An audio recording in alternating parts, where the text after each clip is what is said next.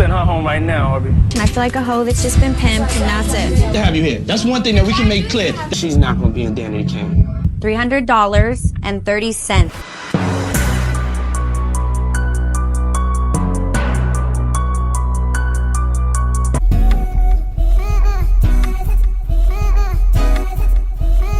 What's up, you guys? Welcome back to my channel, The Unpopular Party, hosted by me, Malik Taylor, and today we are going to be talking about why Aubrey O'Day despises and cannot stand Mr. P. Diddy himself. It's a complicated deep dive between the two, and especially given that Diddy name is in the headlines every other day I turn around, something about Diddy this, Diddy that, and I wanted to just talk about one of the first people that I always saw exposing Diddy a long time ago, and that was Miss Aubrey O'Day. Now, before we get into that, if you haven't already, please make sure you subscribe to this channel. Thank you guys so much for all the love and support you guys send my way. I really do appreciate that, and without further ado, let's just hop straight into this breakdown.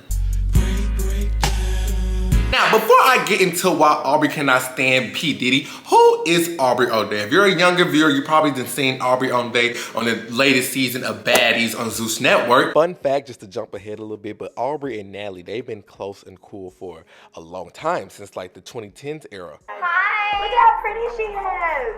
This is Aubrey. What do you mean? Gorgeous girl. Look at they love you. We're the new sexy bitch. Yeah, they've been cool for a minute, and their relationship goes deep, but put a pin in that. I'll circle back to that later. But before she started out on Baddies, Aubrey O'Day first got her start on P. Diddy's show, Making the Band. And she gained a lot of fame when she was discovered in 2004, appearing on MTV's reality show, Making the Band.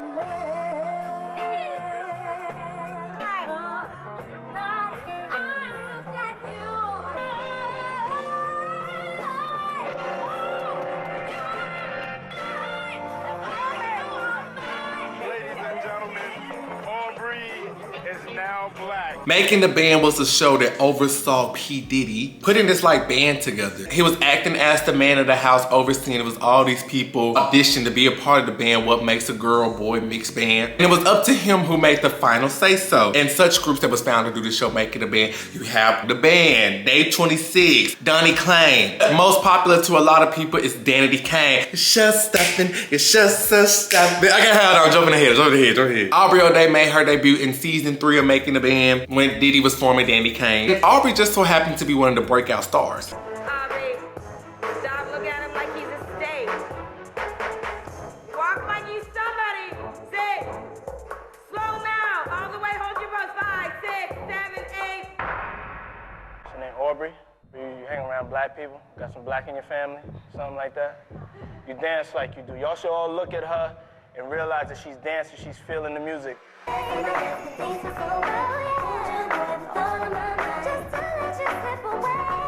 Aubrey, get a groove on. Y'all two go back. Go back. I don't know who you are in there. Come on. I need you to put yourself in that nightclub. Be right there. You're in a crowded club, and it's this one cat. You know what I'm saying? Is there any way that I could turn this so I could look? Because that helps me. To get the performance. Oh, man, if you don't sing that damn song, ain't nobody turning. Sing the song, girl. But Diddy was very hard on them girls. Like the girls that was auditioning, they had to go through the storm. He was talking about them, saying they need to lose weight. Now all of a sudden, Johnny is going to point this little camera at us for Diddy so he can judge our appearance. What do you want to wear? Something fly. Cavalli or Sean? Sean think first? Yeah, cap, Diddy, baby. You gotta see what Nita does. Hand down to the boot. Did Debbie do Dallas? Juanita, what's your stomach looking like? Camilla, are you feeling a little sick? It's no secret. I'm built differently than these other girls. I'm a thick girl on the bottom. I'm working out. I'm running. You're like a burger away. Do this, do that, very hard on them. Okay. You back with me now? I'm back with you now. Aubrey, get with Andrea. You can just send her home right now, Aubrey. Send her home right now. Because she's not even the same person. Send her home right now. I already know she's on the edge of breaking. I can feel it. This is completely unrelated, but I remember the first season when he made that band travel in the middle of the night to go get him cheesecake. What I did yesterday? Stayed in the room. Y'all need to see New York. You really ain't really get to see the city, really.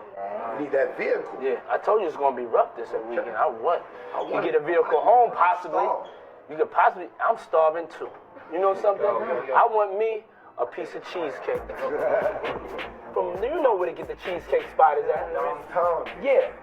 Yeah, and y'all can walk from here, get the cheesecake, see the city, enjoy the sights, would you? Show them around. Puffy just told us to go to the store in Brooklyn and bring him back a cheesecake and walk. If I walk to Brooklyn, I'm going to home. That's where the I live, y'all. I'm not walking to Brooklyn. It's crazy. And although in today's time that seemed very absurd, back in the day that's just how it was. If you wanted to make it in the industry, you had to start at the scraps and do like these little miscellaneous missions and side tasks. And it was what's the word? Paying your dues. If you want to get to the top, you got to start at the bottom. And sometimes at the bottom is going to get your boss cheesecake at 2 o'clock in the morning. I know it sounds crazy, but back in the day that was just the mindset. It's not about me trying to do a mean-spirited initiation hazing act to them. It's a bigger picture to it. In the world of music, I gotta get up every day and do a bunch of that I don't want to do. I gotta bite my tongue and I gotta do it with a smile on my face. But I do want some cheesecake. But anyways, back to Making the Band and Danity Kane. A lot of people was very invested in Aubrey O'Day, including Diddy, who took a liking to her and always used to be like, oh, you got some black in you. Side note, this is just off the script, just me and you. But to be honest with you, I've never seen a season of Making the Band. Cause I've been quiet for too long. Just look clips over the years and rewatching clips to do this video. But you know, these seasons premiered a long time ago. But I have a friend who is a stan. Like, he knows the choreography, like he loves Making the Band. And he used to pay attention heavily to Making the Band. He told me to make sure I stay. A lot of people watching this show, they thought Diddy and Aubrey O'Day was already sleeping together. They thought they were screwing, and that it was pretty apparent that Aubrey was gonna get a spot on the cast because Diddy took a real liking to her, and everybody watching was like, I'm not saying that's true. We're gonna come back to theory, but I just have to get off the script real quick for a second and just throw that in there. Okay. Suzanne, let's be serious. Back to the video. At the end of it all, from picking 3 people and then being like, we gotta do this again and still trying to find other people, the final people that he picked to be a part of Danity Kane consisted of Aubrey O'Day, Don Richard, Shannon Bex, Adriana Femers, and D Wood. Back to my friend who saw the show. He pretty much said the dynamic of the group was that Andrea, she was more so the singer. You could tell that she was hungry for it. You and me is a blessing that I can't and just won't let go of. Group question. If y'all had to pick one leader to lead this song, who would it be? I like to say Drea. Who do you say? I'm Andrea. Anyways, the group is doing what they doing, and then they released this 5 song in 2006.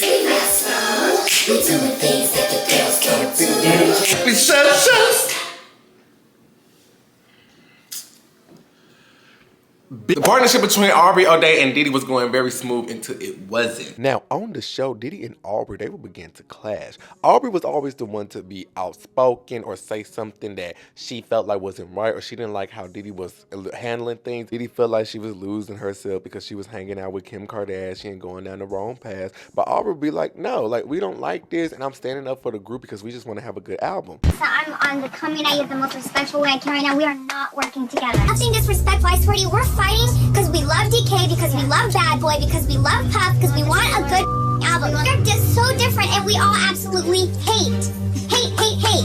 This stuff some of the stuff that y'all are really saying is, this is gonna be 08 for you guys. It's a pimp and hoe situation. I feel like a hoe that's just been pimped, and that's it. So when I was going, I heard there were some things that y'all wanted to express to me. Aubrey, ain't got nothing to say? You got such a big mouth when I'm going. What you gotta say? Say it now. I think that we really want to be pop international stars. We want to take over that market. We thought that that was the direction that all of us had talked about. And so we just aren't feeling like that's happening. And we're really confused and frustrated. That's it? This is very personal to us, and as an artist, I think you would understand that best. We just want to love what we're doing, and I know at the end of the day, we're not gonna love everything. It's a give and take, it's a compromise, this is a business, I get it. I saw y'all, I believed in y'all. I chose to invest my time, invest my money, my energy in y'all. Y'all have to have trust in me. One thing that I want to do is definitely, apologize to y'all. Did you just apologize? Did those words actually just come out of your mouth? Want to show all your skin. You want to be naked. But the whole concept of Danity Kane was like, when it comes together, it's one. Puff's going hard on the group, and then all of a sudden he singles me out and starts going on and on about how unhappy he is with me. And I just feel like nothing that I do, he's ever happy with. What do you want to look like, though? Do you want to look like a playboy, playmate? Do you want to look like you? I'm done with all of that. No. Like, what do you want to look like, though? I'll tell you. What do you want to look like, though? I'll tell you. I'm not focused on me. I'm focused on what this group should look like and how I should fit in this situation. You like big hair, though. I don't like big hair. You like big hair. I'm very flexible with what you want to do, and I've worked with everything that you've thrown I'm not at seeing me. the flexibility. You gaming me. Your hair people came in today and they said this is how it needs to be. You know what I'm talking about. You're pushing your own image, though. I don't want you to look like Pamela Anderson. I don't want to sound Pamela. Well, that's in the direction. Well, you don't look like her. You don't look like that girl that I signed. You know who Aubrey is. Puff, it's 3 years later. It's 3 years later, and you're going in the wrong direction. If you're not happy, you hate me, then why you have me here? I don't have to have you here. That's one thing that we can make clear. That's one thing we can make clear. I don't have to have you here. I'm trying. Why do you want me here? I have you here because I feel you talented. But don't get it twisted. I'm starting to think about why do I have you here. Okay, so you clear on that though. Check this out. You clear on that. You understand now. I'm asking myself why do I have you here. So I'll move on to something else up. And I'll give you the answer soon. All right? And you may not be here then. Before it gets to and anybody want to go with you, they could go too. Don't get it twisted, man. It gets dark and lonely. It does, trust me. Look, Don said, let me fix my hair, baby, because I don't want no issues. In 2008, Diddy made a lot of headlines when he infamously fired Aubrey O'Day from Danity Kane. Now, it's a clip from the season when, they're having a sit down, and it's him talking to D Woods, and he fires not only D Wood, but he also said, okay, but Aubrey, you can go too. That decision not only shocked fans, but it left a lasting impact on Aubrey. So now let's get to me. The vision that I had for the group, this ain't the vision that I'm on. You know what I'm saying? I don't work these amount of years to have you talk to me this way. I'm not meaning so I don't want you in the group no more. That's where I'm at with it. Okay. All right, because I don't want to even have to have this conversation. Anybody else that want to go with her could go with her. Because I'm telling you right this, I don't like her energy. I don't like her style and direction where she's going with it. I don't like what she does to the brand when she's wilding out there, being overly raunchy, promiscuous. But there's nothing else to talk about. Would you like to go with her? Would you like to go with it? Would you like to think about it? I'm gonna give you some time to think about it. Because she's not gonna be in Danity Kane. And you seem like at the end of the day, you're not really happy in the situation. Based on a lot of things that I've heard, you're not really a happy camper in this situation. No, I don't think anyone has been happy for a long time in this situation. Okay, so you can go too. Are you sure about that? I'm positive about that. I respect your decision. Now, Aubrey has spoken on how that situation has truly affected her because she felt like she was let go by someone that was her mentor. And she also states that she felt like she was fired for a reason that was not stated on the show. She felt like she was fired because she wasn't conforming to stuff that she didn't want to do. What happened to Danity Kane? Why did the band break up? Diddy fired me on the sixth, I think it was the 6th season. At the very end, he fired me. Why? Not for the reasons he said on TV. What did he say on TV? On TV, it was like, to sum it up quickly, it was like, you're wilding out. I was hanging out with Kim Kardashian. Mm-hmm. We were best friends. He thought I was like, he basically like told me I was going in a hoe direction and I needed to like cut ties with everybody. So that was the public facing commentary as to why wild hoe, rebellious, you'll never work again was kind of like the last few interpretations of me. What the truth was is probably what you can imagine. I don't know legally what I can say or can't. I wasn't willing to do what was expected of me. Not talent-wise, but in other areas. Now, Aubrey was able to pivot from this whole making a band fiasco because after she was fired, she did receive her own reality show on the Oxygen Network all about Aubrey and was basically about her comeback story. About Aubrey is basically a glorified comeback kid story. You're going to see where I was emotionally and physically after Danity Kane and making the band and what it took to stand back up on my own 2 feet and enter the music industry again, potentially as a solo artist. On this season of All About Aubrey, you're going to see me reconnect and reach out to Diddy for the first time since being fired on national television. You will also see me team up with a Danity Kane member and get in the studio and record with her. You'll see me recording my own solo music, tons of live performances. From there, she was offered other reality shows such as The Love Show, Looking for Love, Speaking of Love with Aubrey O'Day. Fun fact, did you know that she dated Pauly D and also Donald Trump Jr.? Yeah, but speaking of Donald Trump Jr., Aubrey had always stated that Diddy was not the best person to work with, and she made clear that when she had her appearance on The Celebrity Apprentice with Donald Trump. I'm a very strict and focused businesswoman because working for Diddy for 6 years trained me to have to be perfect. Working for Diddy? Absolutely. I love Diddy. You know, he's a good friend of mine. He's a good guy. Is he a good guy? I don't want to answer that question. Oh, wow. I think he's a good guy. I'm going to stick up for him. Of course, I have my speculations. I think he fired her because, like, I'm not gonna say they necessarily had a thing going on because I don't think they was hooking up. I think Aubrey was just the one, you know, you couldn't control her. She was gonna stand up to Diddy. She was gonna talk back to him. And at first, you know, you like somebody, you know, you be like, oh, we gonna fight. But then after a while, once you realize, like, y'all not gonna fight, or after a while, once you realize, like, it's not beneficial to you, or you're not interested no more, it's like, bye, you can go. And that's what I think happened between Diddy and Aubrey. Now, after the split, that's when things escalated because Aubrey accused Diddy of manipulating with her career and undermining her talent. She also claimed that Diddy had played mind games, which led to a toxic work environment. These allegations are true. Why did it take so long for others to speak out? Because you really were a lone voice. Real lone voice. I was literally text messaging producers, employers, from top to bottom levels. Like, y'all know what the fuck you saw. People were scared. If you know enough, you likely would be reasonable in being scared. What did they fear? Anything you possibly could, Harvey.